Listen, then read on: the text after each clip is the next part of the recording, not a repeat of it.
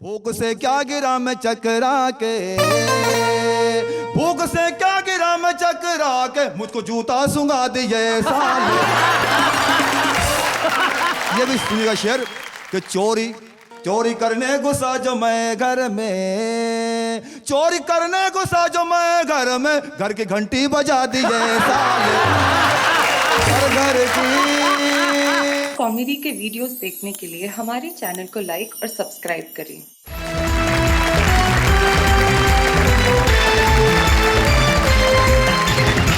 क्या बात है, करोड़ों दर्शकों ने इस देश की प्राचीन परंपरा कविता को जिस तरह से सर आंखों पे बिठाया है, सलाम है आपको। जिस तरह से आपने वाह वाह क्या बात है को प्यार दिया है। इस देश में आज भी कविता और शायरी की जड़ें इतनी गहरी है कि हर आदमी चाहता है कि वो कविता सुनाए। और इसीलिए हमारे बीच में कुछ ऐसे मित्र आते हैं जो सुनाते हैं कुछ ऐसा जिनके लिए परंपरागत रूप से हम मिलकर कहते हैं वाह वाह क्या बात है।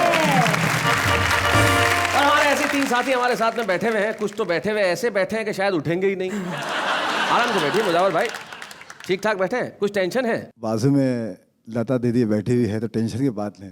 लता दीदी बाजू में बैठी बहुत अच्छे, बहुत अच्छे। लता जी हया बोलो, हया बैठे साथ। हया, हया शब्द शर्म लज्जा औरत की भी नुमाइंदगी करता है, और हया शब्द ज़ाती तौर पे अपने व्यक्तिगत तौर पर भी मैं इसका इस्तेमाल कर सकती हूँ। तो मैंने कहने की कोशिश की है कि नहीं मैं वो अदा जो आशिकों की जान होती है। वाह।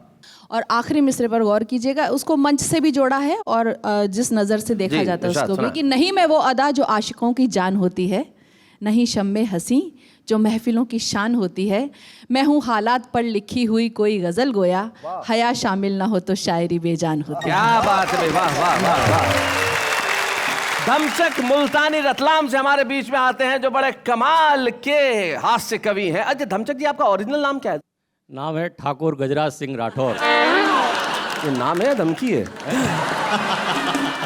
तो फिर आप ये ठाकुर साहब एकदम धमचक कैसे हो गए? ये हास्य व्यंग का जब कविताएं मैं करने लगा जी, तो पहली मुलाकात जब मेरे काका हाथरसी से हुई जी, तो उन्होंने मुझे कविता सुन के उन्होंने कहा यार तो बड़ा बमचक है। अच्छा। और बमचक धीरे धीरे धमचक हो गया। तो आइए महफिल की शुरुआत करते हैं, और महफिल की शुरुआत में तो धमचक होना चाहिए साहब। तो हम धमचक मुल्तानी जो रतलाम से हमारे बीच में आते हैं, बड़े कमाल के कवि, उनका अंदाज बड़ा निराला है। तो ठाकुर साहब जरा आइए, हम आपके लिए जरा तालियां बजाएंगे। धमचक मुल्तानी साहब।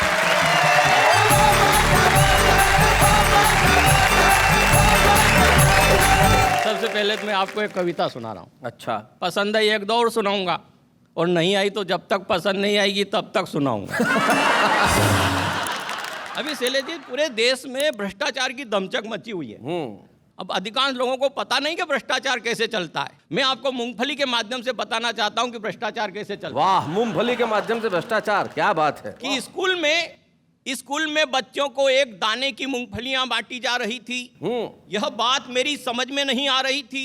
मैंने शिक्षक से कहा कि ये मूंगफलियां जो बच्चों में बंटवाई है, बताएंगे आप कहां से मंगवाई है? क्या इतनी पैदावार घट गई इस जमाने की कि पैदा होने लग गई मूंगफलियां केवल एक दाने की? क्या बात है, वाह वाह। तब शिक्षक ने मेरे प्रश्न का किया समाधान और कहा, श्रीमान कैसे बताऊं आपको इस देश में बढ़ते हुए पाप को कि ये मूंगफली जब केंद्र से चली तो पूरे 4 दाने की थी। क्या बात है, बहुत अच्छे, बहुत बढ़िया।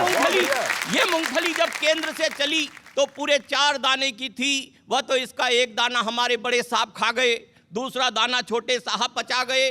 जब 2 दाने 2 अफसर की दाढ़ में अटक गए तो मौका पाकर तीसरा दाना हेड मास्टर साहब गटक गए। बहुत अच्छे, बहुत बढ़िया, बहुत बढ़िया। तो इस तरह की व्यवस्था चल रही आज देश में सरकारी खजाने की। ऊपर से मूंगफलियां तो आती है पूरे 4 दाने की, मगर भ्रष्टाचार की आंधी में बह जाती है।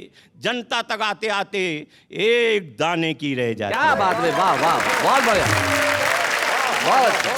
अब हम तो हमारे हिंदुस्तान में घूमते हैं, कभी समारोह में जाते हैं, कभी प्लेन में यात्रा करते हैं, कभी ट्रेन में यात्रा करते हैं, कभी कभी टैक्सी में यात्रा करते हैं, और बहुत सारे ऐसे अवसर आते हैं जब हमें बसों में भी यात्रा करना पड़ती है। जी। मुझे याद आ रहा है, एक सीट पर 2 महिलाएं बैठी हुई थी और दोनों आपस में लड़ रही थी। एक महिला बोली कि इस खिड़की को बंद कर दो, मुझे सर्दी लग रही है, निमोनिया हो जाएगा, मैं मर जाऊंगी। दूसरी महिला बोली नहीं, मुझे गर्मी लग रही है, इस खिड़की को खोल दो, नहीं तो मेरा दम घुटेगा, मैं मर जाऊंगी। इतने में पीछे से एक यात्री बोला, पहले इस खिड़की को बंद कर दो, ताकि एक का दम घुटे और वो मर जाए।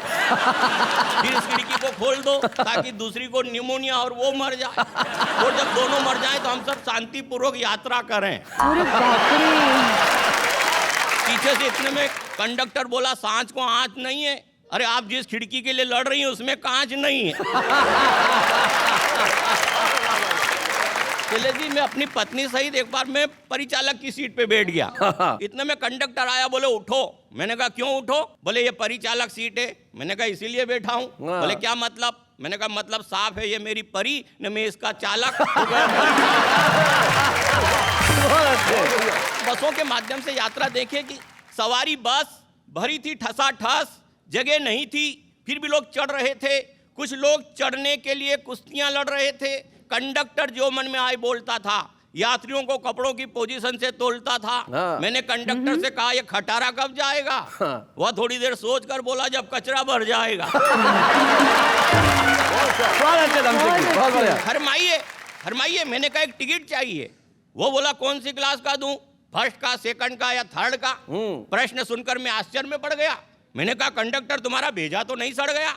अरे बड़ा विचित्र सवाल है, ये सवारी बस है या कि सिनेमा हॉल है? वो बोला 3-5 मत कीजिए, लेना हो तो टिकट लीजिए, अन्यथा जाइए, चलते फिरते नजर आइए। मैंने कहा प्लीज इतना तो समझाइए, फर्स्ट, सेकंड व थर्ड में तकरीबन कितने रुपयों का अंतर आएगा? वो बोला अंतर इस प्रकार आएगा, जो फर्स्ट क्लास का टिकट खरीदेगा वो सीट पर अड़ा रहेगा, जो सेकंड क्लास का टिकट खरीदेगा वो खड़ा रहेगा, और जो थर्ड क्लास का टिकट पाएगा बस खराब होने पर धक्का लगाएगा। इतने में कंडक्टर ने घंटी बजाई। ड्राइवर बोला कर भला सो हो भला, और इसी उच्चारण के साथ मध्य प्रदेश का आर्यभट्ट चला। मध्य प्रदेश का आर्यभट्ट भाई, बहुत बढ़िया, क्या बात है, बहुत अच्छे। बस चली, धक्का आया, मैं पास खड़ी एक महिला से टकराया। भबक कर बोली ओ सूरदास, दिखाई नहीं देता, सब पता चल जाएगा जब एक ही घूंसे में चौकटे का डिजाइन बदल जाएगा। उसकी बात सुनकर मेरे मन में क्रोध के भाव जगे। फिर सोचा इस महिला के कौन मुंह लगे। उसके साथ वाले सज्जन से कहा बाबूजी अपनी बीबी जी को समझाइए, बिला वजह डांट रही है, ऊपर से भेजा चाट रही है। सज्जन भंग के नशे में थे, तुनक कर बोले होश में तो हो मिस्टर, बीबी होगी तुम्हारी, मेरी तो है सिस्टर। इतने में कंडक्टर हस्तक्षेप करते हुए बोला भाई साहब व्यर्थ क्यों झंझटों में पड़ते हो, लड़ने की इतनी तमन्ना है तो चुनाव क्यों नहीं लड़ते हो? जीत जाओगे बंगले की हवा खाओगे, यहाँ लड़ोगे सीधे जेल जाओगे। जेल का नाम सुनते ही मेरे शरीर में सन्नाटा छा गया और मुझे पता ही नहीं चला मेरा रतलाम कब आ गया।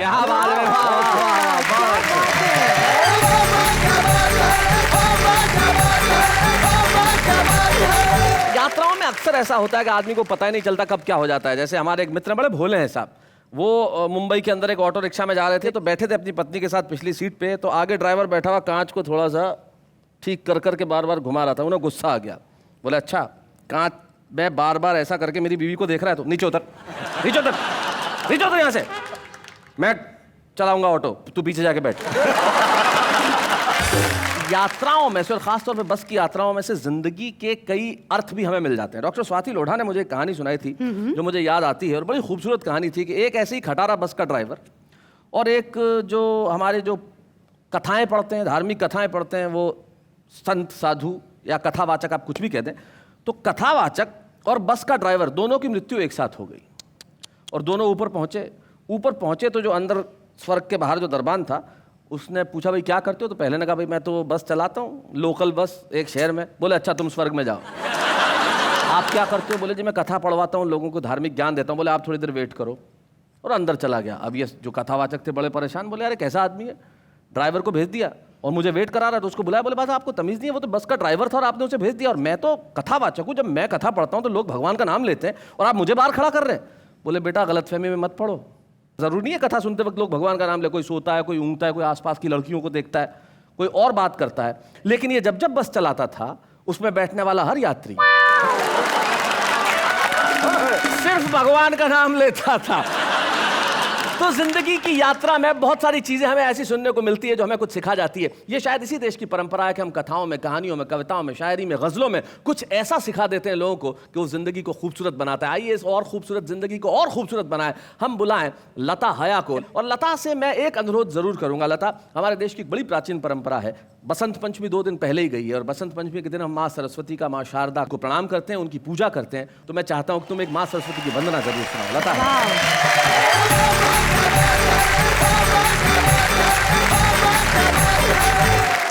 मैं सरस्वती पुत्री होने के नाते वंदना प्रस्तुत करी हूँ और शैलेश जी मैंने एक अलग ढंग से कहने की कोशिश की। सीधी सादी दिल की बात है वो, जैसे पारंपरिक एक हुआ करती थी वंदनाएं संस्कृत में, मैंने बिल्कुल हटके कहने की कोशिश की। सुनिएगा। हे वीणा वादिनी मैया मेरी पार लगा दे नैया, ये जीवन है भूल भुलैया, मैं ना मांगू ऐश रुपैया, मुझको देना है तो ये वर दे। क्या बात है। मेरी झोली गीतों से भर दे, गीत तेरे पूजन की मैया मैंने नई निकाली। क्या बात है। तेरे चरणों में रख दी अपनी रचना की थाली, चिंतन का कुमकुम लाई हूँ और मनन की माला, खोल मेरे मस्तिष्क द्वार का अपने कर से ताला, चरणामृत दे मुझे लगन का, चरणामृत दे मुझे लगन का और प्रसाद सृजन का, बस इतनी कृपा कर दे। हे वीणा वादिनी मैया मेरी पार लगा दे नैया, ये जीवन है भूल भुलैया, मैं ना मांगू ऐश रुपैया, मुझको देना है तो ये वर दे। मेरी झोली गीतों से भर दे रे, जो उसकी कृपा ना हो तो मैं भी क्या कर पाऊं। क्या बात है। मैं अज्ञानी जो मैया लिखवाए लिखती जाऊं, क्या बात। रचनाएं सब उसकी दासी, सेवक है ये अक्षर। क्या बात है। मेरी कल्पना और सोच सब उसके नौकर चाकर, करूं उम्र भर उसकी सेवा, करूं उम्र भर उसकी सेवा और ये चाहूं मेवा, बस मुझको सोच प्रखर दे। वीणा वादिनी मैया मेरी पार लगा दे नैया, ये जीवन है भूल भुलैया, मैं ना मांगू ऐश रुपैया, मुझको देना है तो ये वर दे। मेरी झोली गीतों से भर दे रे। क्या बात। वाह वाह, क्या बात है लता जी। सही कहा आपने लता जी। सचमुच आपने जो मांगा कि मेरी झोली गीतों से भर दे, तो मुझे कवि की 2 पंक्तियां याद आती है, वो बहुत बढ़िया बात कहते हैं। वो कहते हैं कि मुस्कुराती जिंदगानी चाहिए और काव्य में ऐसी रवानी चाहिए, सारी दुनिया हो जाती है अपनी, बस एक उसकी मेहरबानी चाहिए। वाह वाह। और आपने उनकी मेहरबानी मांगी, बहुत बहुत खूबसूरत ढंग से सुनाया। क्या बात। जी बहुत बहुत शुक्रिया। और अब मैं एक गीत प्रस्तुत कर रही हूँ। मैंने एक बुलबुल के जरिए बताने की कोशिश की कि बुलबुल जंगल से उड़कर यहाँ शहर में आ जाती है। भ्रष्टाचार है, महंगाई है, सियासत है, दहेज है, जो भी समस्या उनको मैंने अपने तरीके से कहने की कोशिश की।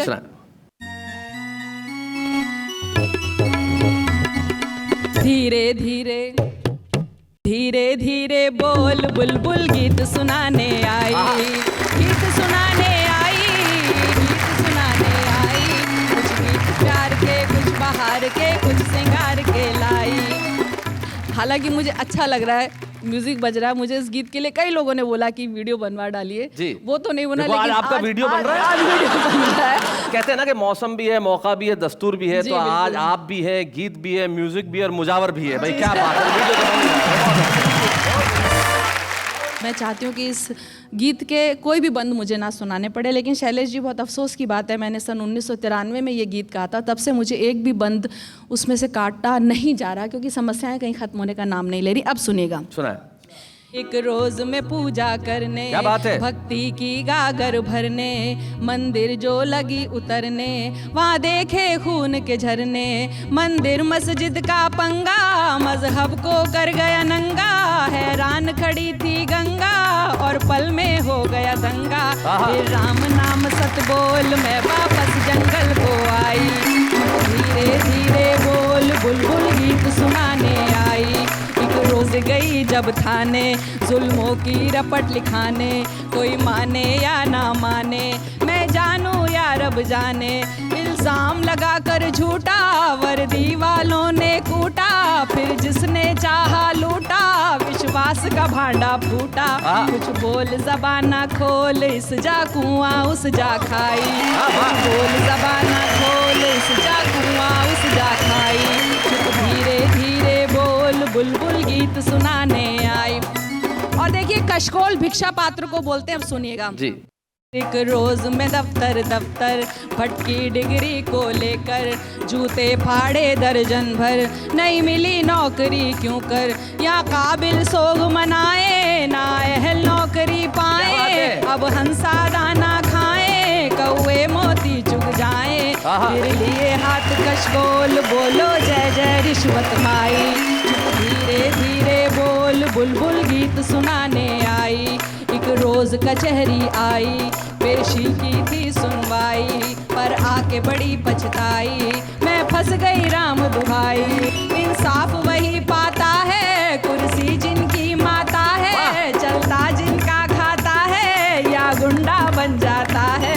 सब गोलमाल है गोल, जब कातिल हो मुंसिफ भाई। धीरे धीरे बोल, बुलबुल गीत सुनाने आई।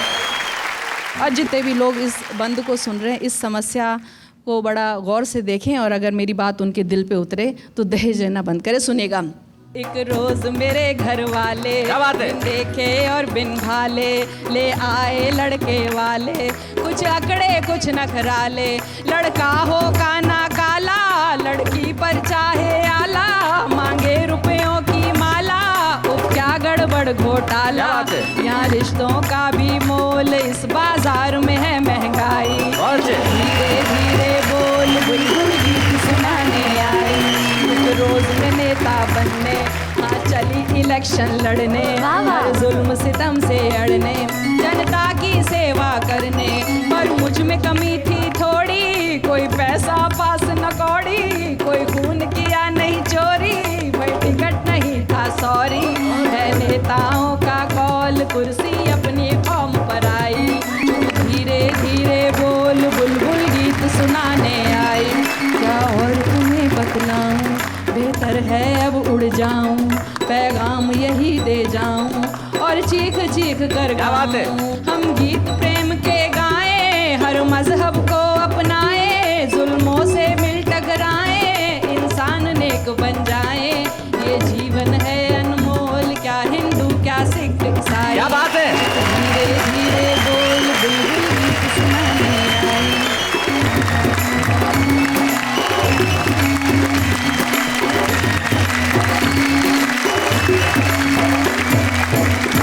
भाई क्या बात है, बुलबुल ने कमाल का गीत सुनाया। समस्याएं बहुत है, लेकिन इन समस्याओं के बीच में से हंसी निकालना ही तो हमारी जिंदगी है। तभी तो कृष्ण बिहारी नूर साहब कहते हैं कि जिंदगी से बड़ी सजा ही नहीं, जिंदगी से बड़ी सजा ही नहीं, और क्या जुर्म है पता ही नहीं। इतने हिस्सों में बट गया हूं मैं कि अपने हिस्से में कुछ बचा ही नहीं। वाह वाह। लेकिन आपके और हमारे हिस्से में बची है हंसी, और उस हंसी के लिए हमारे बीच में एक ऐसा शायर है जिसका अंदाज तो साहब कमाल का है।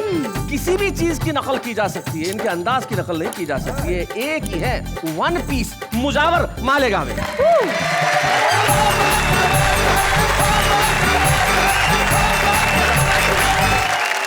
देखिए, हिंदुस्तान में बहुत सारे ऐसे नेता हैं जो अच्छे भी जो खराब भी हैं।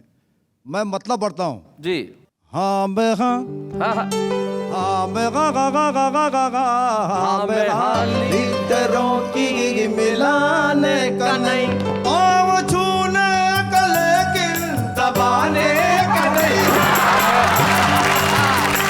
पहला शेर पढ़ता हूँ, देखिएगा जी। छोड़कर अपने आंगन के तालाब को, छोड़कर अपने आंगन के तालाब को, छोड़कर अपने आंगन के तालाब को, गंदे नालों में डुबकी लगाने।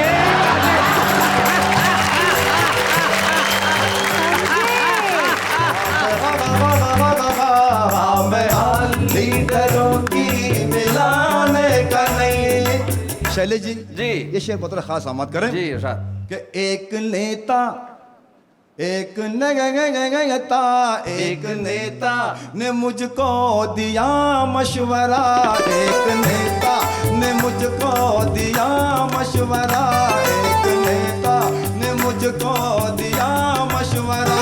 बात करने का लेकिन निभाने का नहीं,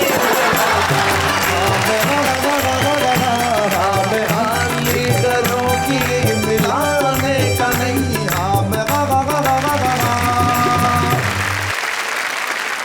शैलेश जी, मुझे 7 साले हैं। अब वो लोग जो मेरे साथ हरकत करते हैं जी, मैं एक एक साले की हरकत हाजिर करता हूँ, देखिएगा। मतलब 7 शेर हो गए आपकी गजल में, एक साले का एक शेर, भाई क्या बात है। घर में झगड़े लगा दिए साले,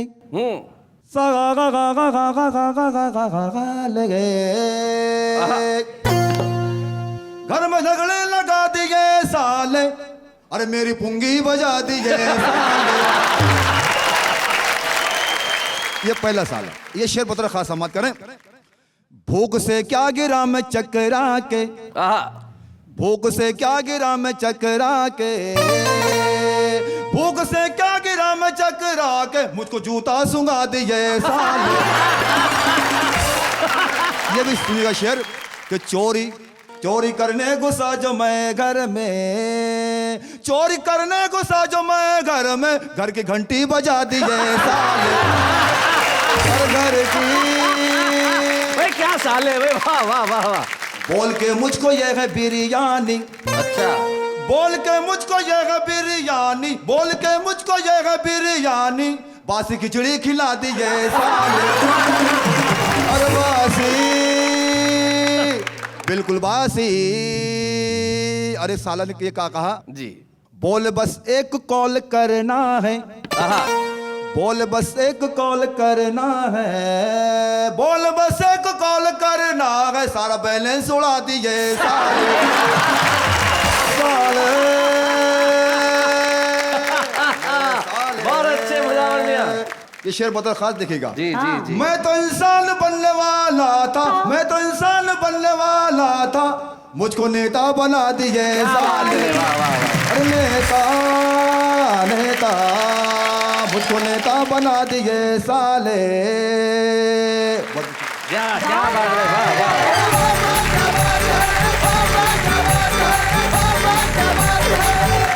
बहुत बड़ी बात है, मेरे साथी कहाँ गए? शैलेश जी कहाँ हैं आप? विशेष मेहमान आने का टाइम हो गया है, उनका सेगमेंट है, और ये तो बता दीजिए कौन है हमारे विशेष मेहमान आज के? कहीं दूर जब दिन ढल जाए, शाम की दुल्हन बदन चुराए, चुपके से आए, मेरे ख्यालों के आंगन में कोई सपनों के दीप जलाए, दीप जलाए। वाह शैलेश जी, क्या बात कही है महफिल में। महफिल में कैसे कह दे किसी से, दिल बंध रहा है एक अजनबी से, हाय करे अब क्या जतन, सुलग सुलग जाए मन, भीगे आज इस मौसम में, लगी कैसी ये अगन। निसा गम पानी सारे गा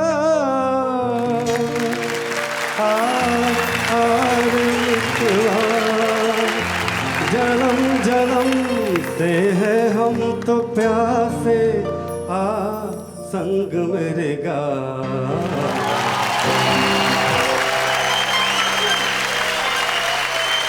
मैं जानता हूं इस वक्त आप बेताब होंगे जानने के लिए कि हमारे विशेष मेहमान कौन हैं।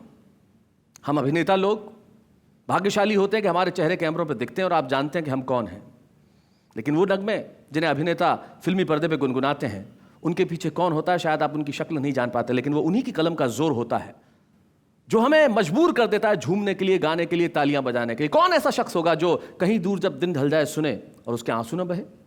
कौन ऐसा शख्स होगा जो जिंदगी की ये परिभाषा ना जानता हो कि जिंदगी कैसी है पहेली हाय, कभी ये हंसाए कभी ये रुलाए। मैं अगर गीतों की गिनती करने बैठ जाऊं तो शायद पूरा दिन यही निकल जाएगा। एक ऐसा गीतकार जो 1961-1962 से हिंदी फिल्मों में गीत लिखता रहा, इतने लोकप्रिय गीत कि देश की हर जुबान पे वो गीत चढ़े हुए हैं। योगेश जी ने कभी नहीं चाहा कि वो कैमरे के सामने आए, लेकिन मेरी मोहब्बत की वजह से आज वाह वाह क्या बात है कि इस मंच पे यहाँ उपस्थित है। ये आपके लिए, पूरे देश के लिए घनघोर तालियां बजाने का वक्त है योगेश जी के लिए। स्वागत है सर, स्वागत है। सभी लोगों को मेरा नमस्कार। मैं शायद पहली बार स्टेज पे आ रहा हूँ तो बहुत नर्वस भी हूँ। अब चूंकि आ गया हूँ तो इसलिए कुछ ना कुछ सुनाना भी चाहिए। तो मैं फिल्मों के अलावा जो थोड़ा बहुत लिखा है वो आपको कविता में स्वागत सुनाए। तुम गंगा जल से हो पावन और अपावन मेरा जीवन। क्या बात है। कैसे मुझको अपनाओगे, मैं माटी हूँ तुम हो कंचन। क्या बात है, वाह वाह वाह वाह वाह। जीवन में अभिलाषाओं का एक तूफान चला करता है, सपनों का मधुमास स्वयं को हर पल आए छला करता है। क्या बात है। बोझ बनी है सांसें तन पर, क्या बात। जीने का कुछ अर्थ नहीं है, फिर भी प्यार तुम्हारा मन में बनकर दर्द पला करता। हाय हाय हाय हाय हाय, क्या बात है। अंतिम है, ये अपराध हुआ है मुझसे, मोल न समझा मैंने अपना।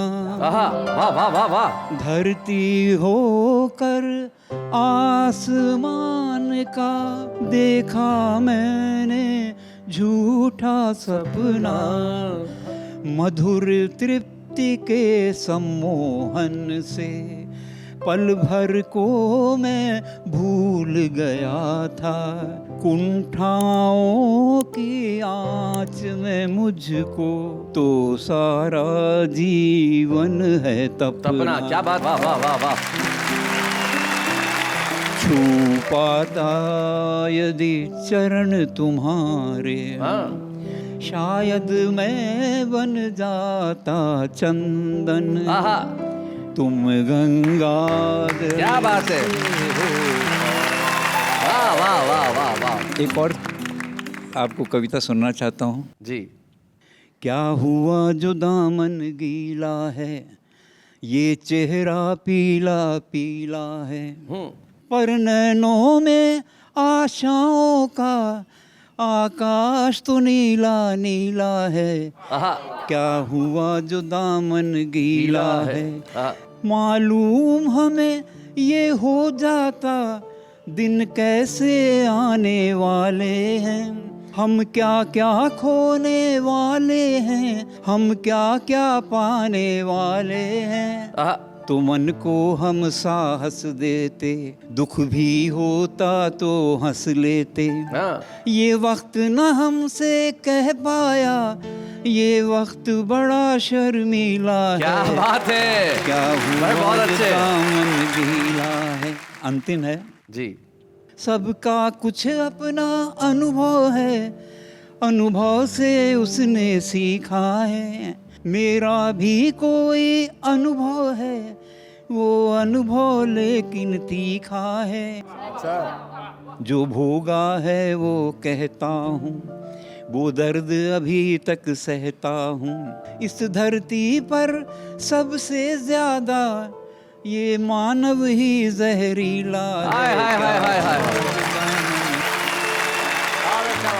जिस देश में पुरस्कारों की बोलियां लगती हों, जिस देश में सम्मान किन किन विधाओं से प्राप्त किए जाते हों, लेकिन ये मेरे लिए, आपके लिए, हम सब के लिए पीड़ा और टीस की बात है कि इतने खूबसूरत गीत रचने वाले योगेश के घर में जब मैं झांकता हूँ तो योगेश कहते हैं कि मेरे पास कोई पुरस्कार नहीं है शैलेश। तो मैं कहता हूँ आपके पास सबसे बड़ा पुरस्कार वो है कि जब भी फिल्मी गीतों का इतिहास लिखा जाएगा वो योगेश के गीतों के बिना पूरा नहीं होगा। Very true.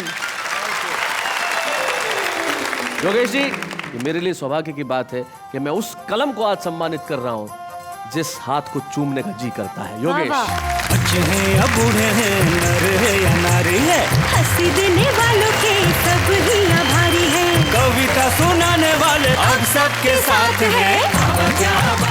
जब हम किसी को सम्मानित यहाँ करते हैं तब उनके परिवार का एक सदस्य यहाँ उपस्थित होता है, लेकिन आज उनका एक शिष्य हमारे बीच उपस्थित है जो खुद भी बहुत खूबसूरत गाता है, सत्येंद्र त्रिपाठी।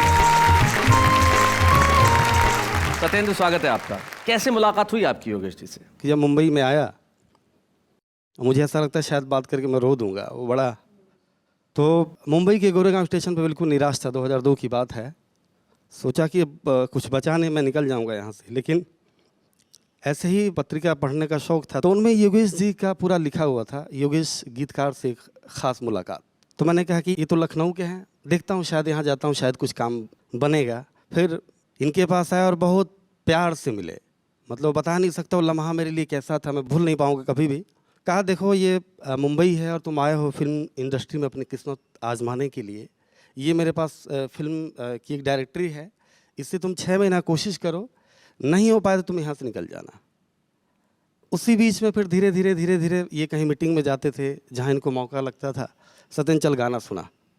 तो बस धीरे धीरे यहाँ तक पहुँचा हूँ और जो भी हूँ मैं आज इनकी बदौलत हूँ। क्या बात है, वाह वाह वाह। और जिस तरह से हमारे देश में खूबसूरत कविताएं सुनने की परंपरा, एक परंपरा यह भी है कि हर व्यक्ति कविता लिखता है। कोई ऐसा व्यक्ति है ही नहीं जो कविता ना लिखता हो, 1 लाइन की, 2 लाइन की, 3 लाइन की। आम आदमी कैसे लिखता है जरा देखते हैं।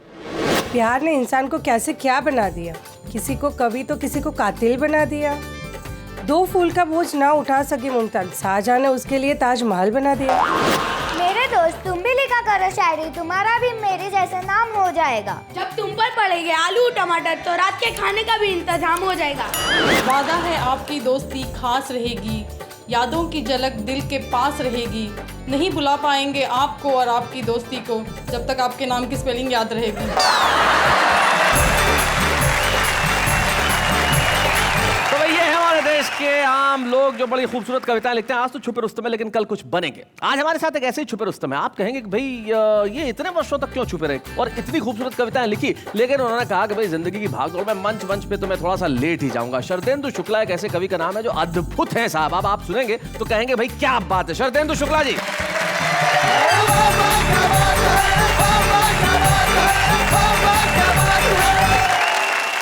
आप सबको प्रणाम करता हूं और अपने दिल की बात इन पंक्तियों के माध्यम से जी डंके की चोट पर सुनाना चाहता हूं कि खूब उड़ाने के लिए पैसा लक्ष्मी को मनाना चाहता हूं, आजीवन खर्च करने के लिए यमराज पटाना चाहता हूं। क्या बात है, बहुत अच्छे। इन टेंशन के मारों को फिर भला सहलाएगा कौन, इसलिए अंतिम सांस तक सबको हंसाना चाहता हूं। वाह वाह वाह, बहुत अच्छे, क्या बात है, बहुत बढ़िया शुक्ला जी, बहुत अच्छे। जब बाबा वालों का फोन आया जी तो हमारी बेटी ने हमारी मिसेस को आपत्ति हमारी बताई कि मम्मी क्या बात है, पापा को समझाती नहीं। जब से वाह वाह क्या बात वालों के फोन क्या आए तब से सारा शहर सर पर घूम रहे हैं उठाए, सड़क पर सड़क छाप लोगों को रोक रोक बतला रहे हैं वाह वाह क्या बात में कविता पढ़ने जा रहे हैं। ऐसा तो नहीं, ये समय से पहले सटी आ रहे हैं।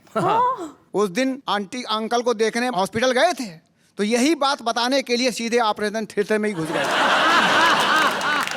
दीदी के शादी कार्ड छप के आ गए हैं, उसमें सबसे ऊपर मोटे मोटे अक्षरों में यही बात छपी है कि लड़की के पिता ने वाह वाह क्या बात में कविता पढ़ी है। क्या बात है, बहुत अच्छे, बहुत बढ़िया शरदेंदु जी। सबसे बड़ी बात, ऐसे बहुत सारे छुपे रुस्तम है जो देश में कहीं ना कहीं है, कोई नौकरी कर रहे हैं, कोई व्यवसाय कर रहे हैं, कोई किसी और काम में व्यस्त है, लेकिन कविता लिखने का अपना शौक भी पूरा करते हैं और बहुत अच्छा भी लिखते हैं। हम आपको आज यहाँ इस मंच पे एक स्मृति चिन्ह प्रदान करना चाहते हैं ताकि वो आपकी स्मृति में हमेशा बना रहे, ताकि आपको याद रहे कि शरदेंदु शुक्ला जी, आपने वाह वाह क्या बात है कि मंच पे एक खूबसूरत कविता पढ़ी और हमने आपके लिए तालियां बजाई। शरदेंदु शुक्ला। बच्चे हैं या बूढ़े हैं, नर है या नारी है, हंसी देने वालों के सब ही आभारी है, कविता सुनाने वाले अब सबके साथ हैं।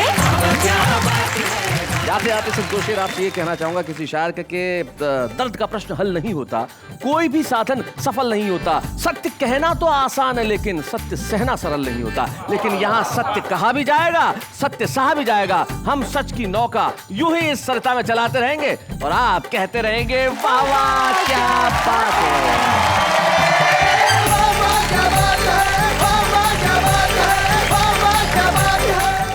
कॉमेडी के वीडियोस देखने के लिए हमारे चैनल को लाइक और सब्सक्राइब करें।